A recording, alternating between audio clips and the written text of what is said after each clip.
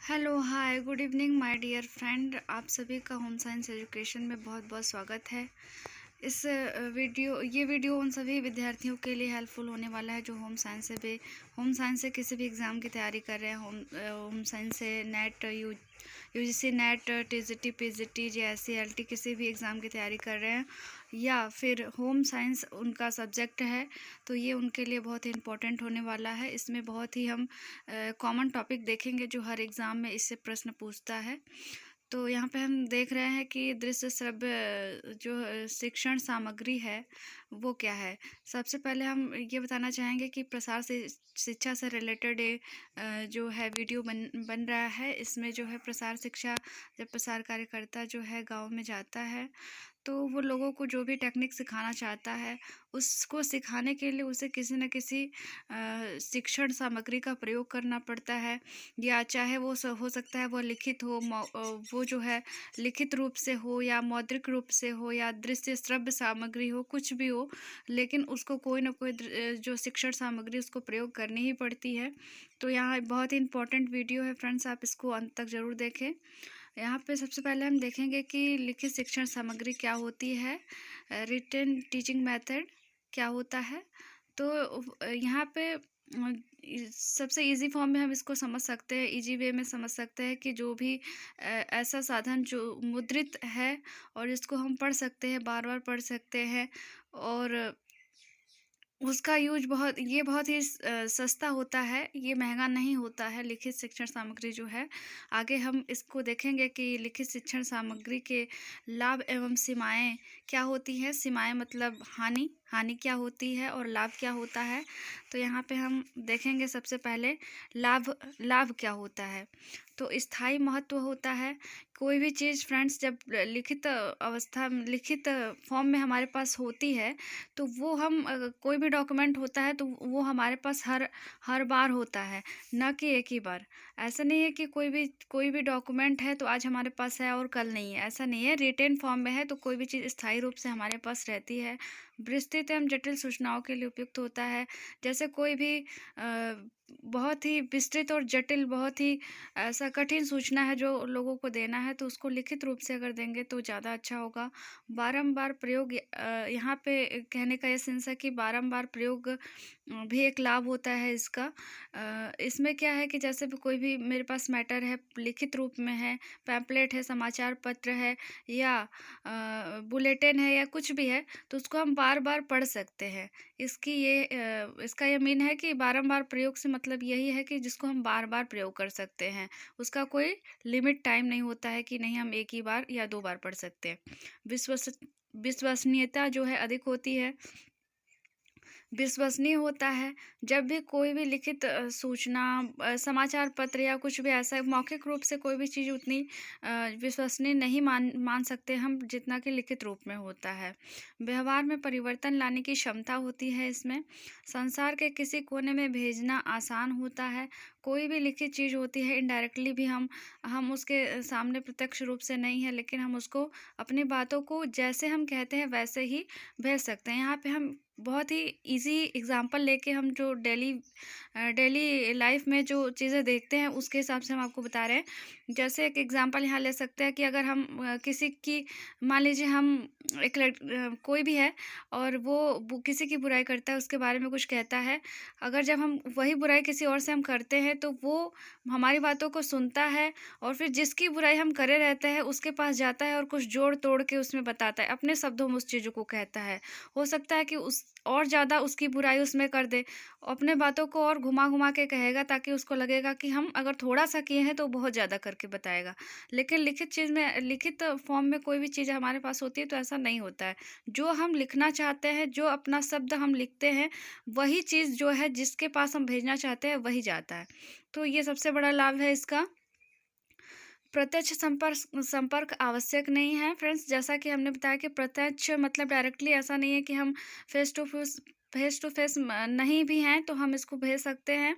अच्छे संबंध न होने पर उपयुक्त, जैसे कि हम किसी कोई हमारा फ्रेंड है या कोई हमारा कलीग है, उसके साथ हमारा संबंध जो अच्छा नहीं है, लेकिन अपनी बातों को हम लिख के उसके तक पहुंचा सकते हैं। हो सकता है हम उससे मौखिक रूप से वार्तालाप करें तो वो हम पे भड़क जाए या हम उस पे भड़क जाए, तो ये सारी संभावना यहाँ पे नहीं रहती हैं। जो है अच्छे संबंध न होने पे ये जो हम लिखित रूप से कोई भी चीज़ दे सकते हैं या अपनी सूचना उस तक पहुंचा सकते हैं।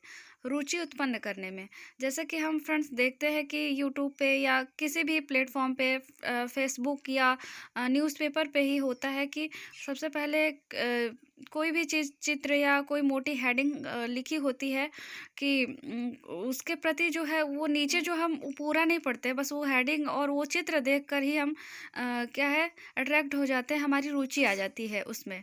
तो ये रुचि उत्पन्न करने में भी हेल्पफुल होता है। किसी से हम कम्युनिकेट बाद में करते हैं, लेकिन हम रुचि पहले उत्पन्न करते हैं। इसका जो है इसकी सीमाएँ या हानियाँ हम देखेंगे। इससे इतने सारे लाभ हुए, लेकिन इसकी कुछ हानियाँ भी हैं कि ये सीमित धन या समय या धन का व्यय, अधिक समय या धन का व्यय होता है। मतलब कोई भी चीज़ अगर हम ओरली किसी से कह दे रहे हैं, मौखिक रूप से कह दे रहे हैं, तो उसमें हमारा कुछ नहीं जाता। लेकिन अगर हम किसी चीज़ को लिख के, हो सकता है पैम्पलेट, बुलेटिन या समाचार पत्र या किसी भी ऐसे तरीके से पहुंचाना चाहते हैं, तो उसमें धन और समय हमारा लगेगा। अगर चीज़ों को लिखेंगे तो उसमें हमारा समय ज़्यादा जाएगा। मौखिक मतलब मौखिक जैसे हम कोई भी कम्युनिकेट करते हैं तो उससे ज़्यादा समय जो है हमारा इसमें चला जाएगा। भ्रम का सीधा निवारण नहीं हो पाता है। अगर हम कोई भी चीज़ लिख के किसी को लिखित फॉर्म में दे रहे हैं, उसके पास वो सामग्री जा रही है, वो पढ़ रहा है, उसको भ्रम हो रहा है, लेकिन जो है उसका डायरेक्ट निवारण नहीं हो पाता है। जैसे हम आपको बहुत ही सहज एग्ज़ाम्पल इसके लिए बताते हैं कि जैसे हम कोई बुक पढ़ते हैं तो हमको हो सकता है वो कोई भी वर्ड ऐसा समझ में नहीं आता हमको कैसे इसका क्या मीन होगा, क्या नहीं होगा। तो जो है कि लेखक ऐसा तो नहीं है कि हम जाते हैं और लेखक से डायरेक्टली पूछ लेते हैं कि आप इसमें क्या लिखे थे। तो वो हमारा जो है सीधे तौर पे जो है उसका निवारण नहीं हो पाता है और भ्रम हमारे मन में बना ही रहता है। तो ये चीज़ होती है। इसका जो है इसकी जो सीमा है एक तो ये है। और नेक्स्ट है अनपढ़ों के लिए किसी काम का नहीं है। सही बात है, जैसे भैंस के आगे बींग बजाओ, भैंस गई पगुराए, वैसा वाला काम होता है। अगर मान लीजिए कहीं चौराहे पे, नुक्कड़ पे पोस्टर लगा हुआ है, बहुत ही इंपॉर्टेंट पोस्टर है, हो सकता है वो हेल्थ से रिलेटेड है, महिलाओं के हेल्थ से रिलेटेड है, हो सकता है उसमें पीरियड के मतलब पीरियड सैनिटरी पैड के बारे में बताया गया हो, लेकिन अगर उसमें उपयुक्त चित्रों का प्रयोग नहीं है, या हो सकता है चित्र तो समझ में आए उनको, लेकिन जो लिखा हुआ है वो समझ में ना आए, तो उनके लिए क्या है, अनुपयुक्त है, उनके लिए कोई काम नहीं है उसका। वो चाहे कुछ भी बहुत बड़ा कोई भी चीज़ लिखा हो, बहुत बड़ी जानकारी लिखी हो, लेकिन उनके लिए कोई भी काम का नहीं है। संदेश ना पढ़े जाने की आकांक्षा, जैसे हम किसी के पास मैसेज, हम डेली रूटीन में हम देखते हैं कि अगर हम किसी के पास किसी को मैसेज करते हैं, मान लीजिए व्हाट्सएप पे ही मैसेज किया, तो क्या ये ज़रूरी है कि वो हमारे मैसेज को पढ़े? हो सकता है उसके मन में ये आए कि नहीं नहीं, हम इसको नहीं पढ़ते हैं, अभी बाद में पढ़ेंगे, या उसको इग्नोर मार देता है, नहीं पढ़ता है। तो इसकी संभावना भी बनी रहती है कि वो हमारे संदेश को ना पढ़े। सुझाव विचार विमर्श में विलम्ब जो होता है, जैसे हम ही यूट्यूब पे वीडियो डाल रहे हैं, हो सकता है कि हम चाहते हैं कि आप इसमें अपना जो भी कमेंट है वो लिखें, हमें सुझाव दें कि हमसे क्या गलती हो रही है, हम उसको सुधारने की कोशिश करेंगे। लेकिन अगर आप नहीं ये सुझाव मुझे देते हैं, मुझसे विचार विमर्श नहीं करते, मुझे सुझाव नहीं देते हैं, तो ये भी एक डिसएडवांटेज है इसका। नेक्स्ट हम देखेंगे कि समाचार पत्र क्या होता है। तो समाचार पत्र हम लोग के घर में रोज़ ही आता है, अक्सर क्या रोज़ ही आता है, और बहुत सारे न्यूज़पेपर हमको देखने को मिलते हैं। अमर उजाला है, दैनिक जागरण है, बहुत ज़्यादा ही न्यूज़पेपर पूरे वर्ल्ड में, मतलब कई न्यूज़पेपर चलते हैं। तो सबसे पहले हम न्यूज़ का जो है मीनिंग उसकी परिभाषा जानेंगे क्या होता है। जैसे फ्रेंड्स न्यूज़ क्या होता है, न्यूज़ का ये अगर हम यहाँ वर्ड पे ध्यान दें तो यहाँ पे न्यूज़ लिखे हैं हम, तो NIWS लिखे हैं। तो यहाँ पे एन का क्या मतलब होता है, एन का मतलब होता है नॉर्थ, ई का मतलब होता है ईस्ट, डब्लू का मतलब होता है वेस्ट और एस का मतलब होता है साउथ। यानी कि नॉर्थ, ईस्ट, वेस्ट और साउथ, ये चारों दिशाओं में जो भी है चीज़ें, चारों दिशाओं की खबर को लाता है। तो यहाँ न्यूज का ये सेंस होता है कि न्यूज क्यों होता है, कि न्यूज क्यों लिखा रहता है। हो सकता है कुछ और लिखा हो, लेकिन नहीं, न्यूज हम कहते हैं हम न्यूज पढ़ रहे हैं। तो न्यूज इसलिए कहते हैं क्योंकि वो चारों दिशाओं की खबर को लाके हमको देता है, इसलिए हम उसको न्यूज कहते हैं। ठीक है। न्यूज की जो है ये जो ऊपर लिखा हुआ है उसका जो 2 लाइन में मीन हम देखेंगे कि ये क्या होता है। तो कोई भी नवीन तथ्य, विचार, सूचना, कार्य, स्थिति या विकास जो विशाल जनसमूह में रुचि उत्पन्न करे समाचार कहलाता है।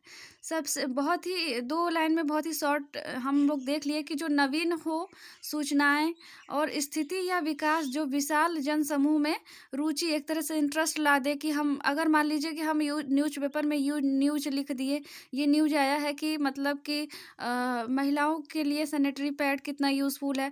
हो सकता है उसके बारे में हम ना जानते हो पहले, लेकिन वो न्यूज़ अगर हम हेडलाइन देखेंगे, उसको पढ़ेंगे, फिर उसके बारे में हम सोचेंगे, उसमें हमारा जो है इंटरेस्ट आ जाएगा। तो ये चीज़ ये बताना चाहता है कि न्यूज़ की ये जो क्वालिटी है। फिर हम देखेंगे कि ये लिखित जो है मुद्रित फॉर्म में ही होता है। लिफलेट, ये क्वेश्चन बार बार पूछा जाता है कि कितने पृष्ठ का होता है, क्या इसका टाइप होता है, कैसे होता है। तो हम लोग यहाँ बहुत इंपॉर्टेंट देखेंगे, लिफलेट देखेंगे, पैम्पलेट देखेंगे, बुलेटिन देखेंगे। तो आप लोग इस वीडियो में बने रहिए। लिफलेट क्या होता है, यह तय किया हुआ एक प्रपत्र होता है जिसमें 4 से 12 पृष्ठ होते हैं। ये बीच में सिला होता है। इसको बहुत ध्यान से पढ़िएगा फ्रेंड्स, क्योंकि ये जो है लिफलेट, पैम्पलेट और बुलेटिन थोड़ा थोड़ा सिमिलर है, इसलिए कन्फ्यूजन हो सकता है। आप लोग बहुत ही ध्यान से इस वीडियो में बने रहिए और इसको ध्यान से देखिए वीडियो को। स्टेपल होता है, सबसे पहली बात ये हो कि 4 से 12 पृष्ठ होता है इसमें, और ये जो है स्टेपल होता है, सिला होता है बीच में कहीं।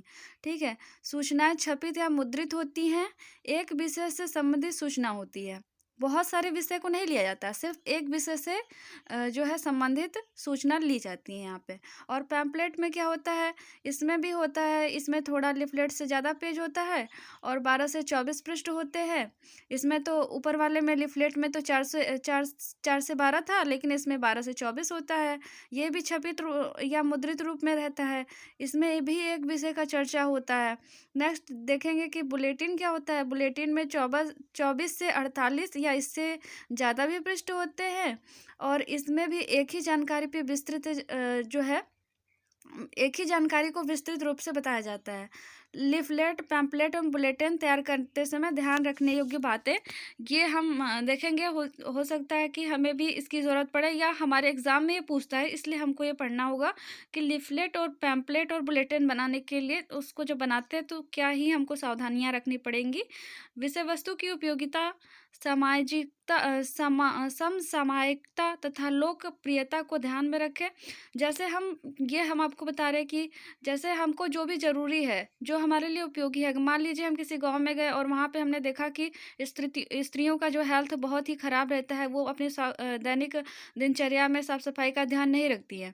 तो हमको उन्हें ये हमें ये ऐसा नहीं है कि हम कोई उनको सिर्फ उनके जो है आर्थिक स्तर को उठाने की बात कर देंगे। उनको ये नहीं बताने लगेंगे कि वो कैसे अपने मनी अर्निंग को बढ़ाएँ, ऐसा बताएँगे। लेकिन उससे पहले हम क्या करेंगे, उनसे पहले उनके हेल्थ को सुधारने की कोशिश करेंगे। उनके लिए ये ज़्यादा इम्पोर्टेंट नॉलेज होगा कि उनको सैनिटरी पैड का यूज़ करना चाहिए, कैसे वो मतलब अपने हेल्थ को अच्छा रख सकती हैं। तो ये सारी चीज़ें हम उनको पहले बताएँगे। यहाँ पे हम लोग जो टॉपिक चुनेंगे, जो हम उनकी उपयोगिता के हिसाब से चुनेंगे। हाँ, लिफलेट, बुलेटिन और पैम्पलेट बनाते समय। और ठीक है, जो उस समय की तत्कालीन जो समस्या होगी उसको लेंगे। जो लोकप्रियता को ध्यान में रखते हुए, ऐसा नहीं है कि कोई भी ऐसा टॉपिक ले लिया जिसमें लोगों का इंटरेस्ट ही नहीं आ रहा है। तो हमको उनकी लोकप्रियता का भी ध्यान रखना है।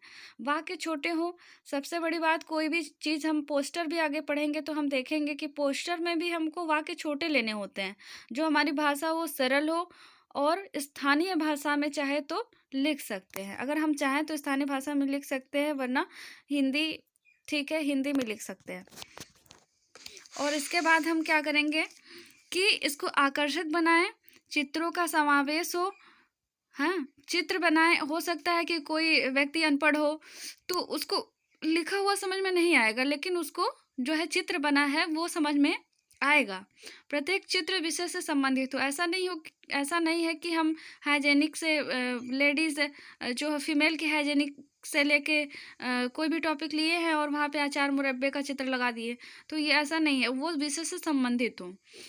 और इसके बाद देखेंगे कम वाक्यों का प्रयोग हो, उसमें भर-भर के जानकारियाँ नहीं भरनी होती है। सिर्फ़ एक ही कोई भी एक विषय लीजिए और उसको साफ, स्पष्ट, आकर्षक, हाँ, और छोटे से छोटे वाक्यों का प्रयोग, कम से कम रंगों का प्रयोग, ये सब हमको देखना पड़ता है। ऐसा नहीं कि बहुत घिंचापाई कर देंगे उसमें तो उसको समझ में ही नहीं आएगा कि क्या हमको बताना चाहता है। साफ साफ से साफ लिखने की कोशिश करनी चाहिए।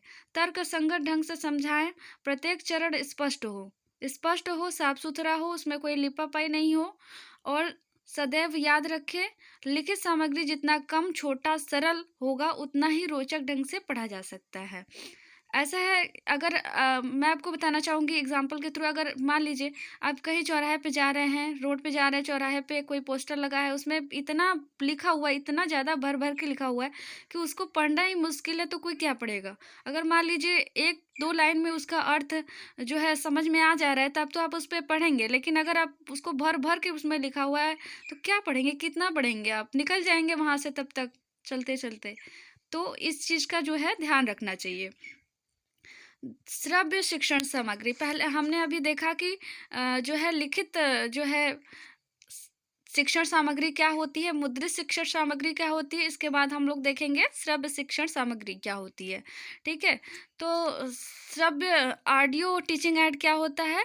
श्रव्य शिक्षण सामग्री के अंतर्गत radio, tape recorder, dish recorder, tape और माइक्रोफोन, लाउड स्पीकर, ये सब आते हैं। ये जो लाइन है ये भी इम्पोर्टेंट है, बहुत इम्पोर्टेंट है, क्योंकि ये हमको छाँटने को दे देता है कि कौन सा दृश्य सामग्री है, कौन सा श्रव्य सामग्री है, कौन सा दृश्य श्रव्य सामग्री दोनों है।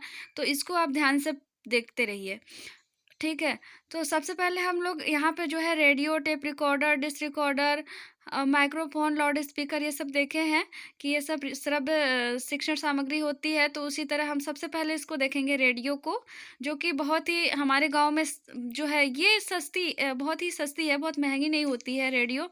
ये हर कोई अवेलेबल इसको उसके पास उपलब्ध हो सकता है, चाहे वो गरीब किसान हो, गरीब कोई व्यक्ति हो या अमीर हो। तो ये बहुत ही इफ़ेक्टिव है और जो इसका प्रसारण है वो बहुत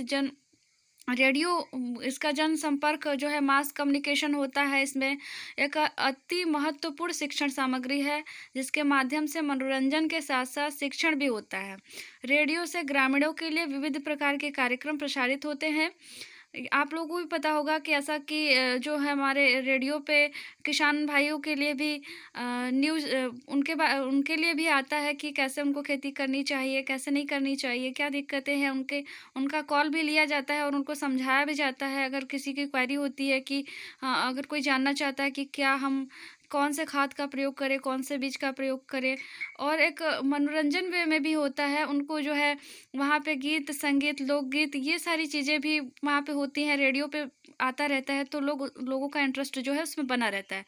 ये तो हम ये कॉमन बात देख लिए। अब इसके बाद हिस्ट्री देखते हैं कि रेडियो का हिस्ट्री क्या है। तो सबसे पहले जो है 1916 में जो है अमेरिका पहला देश था जहाँ 1916 में रेडियो से पहली बार समाचार का मतलब प्रसारण हुआ।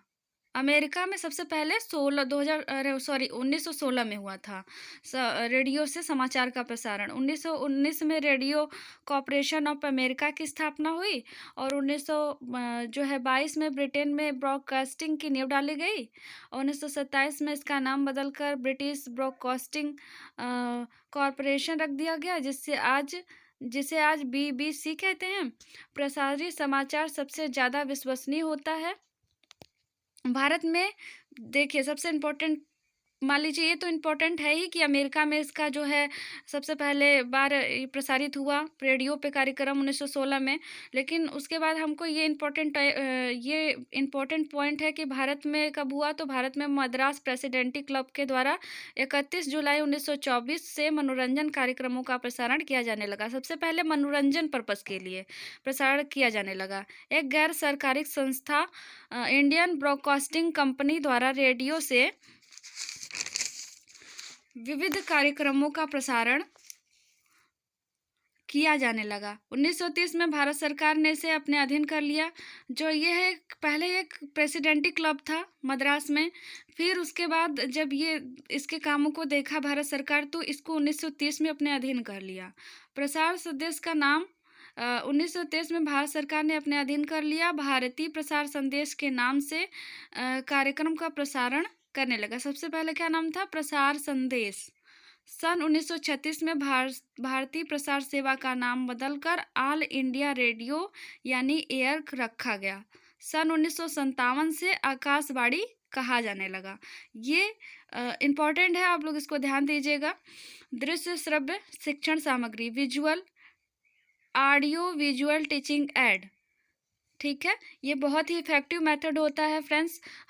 हमारे घर में टेलीविज़न है, हम कोई भी चीज़ अगर टेलीविज़न पे देखते हैं तो वो जो है वो हमको बहुत ही जल्दी याद हो जाता है। अगर मान लीजिए हमने कोई सीरियल देखा, हाँ सीरियल देखा, सब लोग सीरियल ज़्यादातर लोग देखते हैं, तो उसमें सीरियल में हम कोई भी चीज़ देख लेते हैं। मान लीजिए कोई मूवी देखे, कोई कार्टून देखे या कुछ भी देखे, कोई रेसिपी देखे, हाँ अपने इंटरेस्ट के अकॉर्डिंग, तो हम जब देखते हैं तो हमको कोई भी चीज़ भूलती नहीं, हमको बहुत लंबे टाइम तक वो याद रहती है। और टेलीविज़न एक ऐसा माध्यम है जो विराट जनसमूह यानी मास कम्युनिकेशन यहाँ से होता है, पूरे वर्ल्ड में है। ऐसा नहीं है कि ये कोई एक छोटा सा ग्रुप को टीच कर रहा है, ऐसा नहीं है, पूरे वर्ल्ड को टीच कर रहा है ये। तो यही मास कम्युनिकेशन का मेथड है, ठीक है।